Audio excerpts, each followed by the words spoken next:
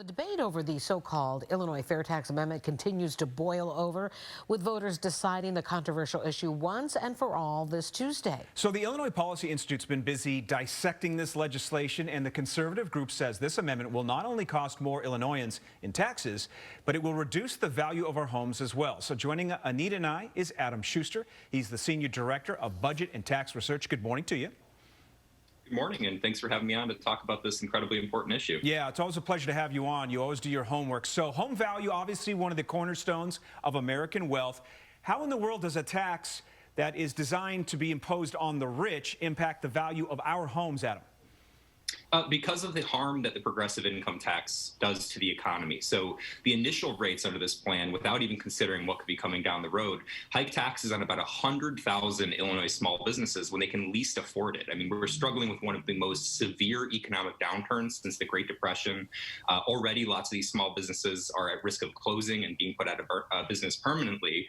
And the progressive income tax is going to drive more businesses out of state, more residents out of state, make it harder for those people to get good, high-paying jobs. And all of that has down market effects on the housing market. So what our research found is that the progressive income tax would cost the average homeowner about $1,800 per year in foregone equity or lost home value. So about $18,000 over the course of a decade. Oh, very, very interesting. Okay, you say people really need to do their homework and learn about this. You also say that there is a similar tax in Connecticut. You're waving that kind of as a red flag. What happened over there that you're concerned could happen here? So in Connecticut, they made all of the same promises about the progressive tax that are being made in Illinois.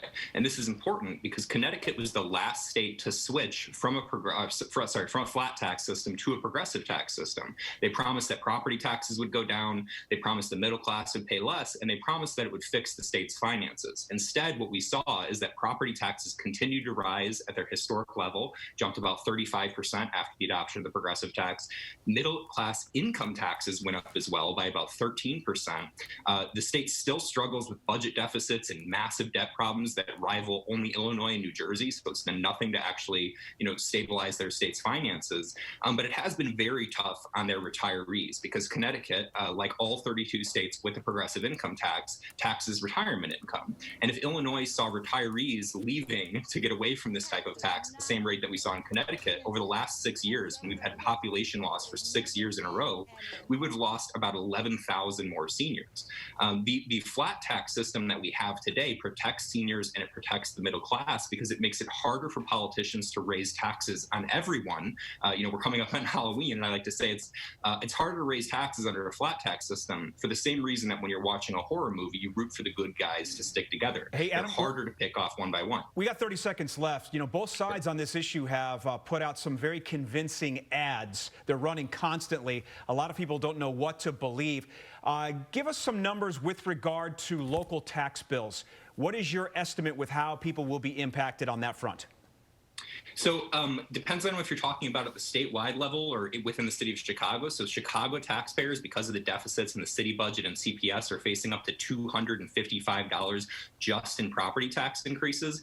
But the average homeowner is already going to see their total state and local tax bill go up next year by as much as $240. The progressive income tax is promising them enough tax relief to pay for about a fast food meal.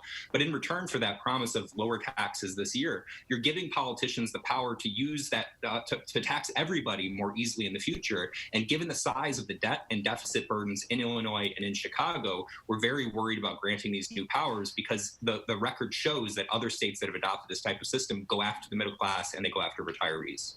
All right, well, we want to thank you very much, Adam Schuster, for coming on this morning talking about this. Is a very important issue, and everybody's so focused on the presidential race. It's very interesting. They need to pay attention to this. It's the first time in 50 years we'll be able to directly vote on taxation, and it's a critical moment for the state of Illinois. All right, Adam, thank you very much.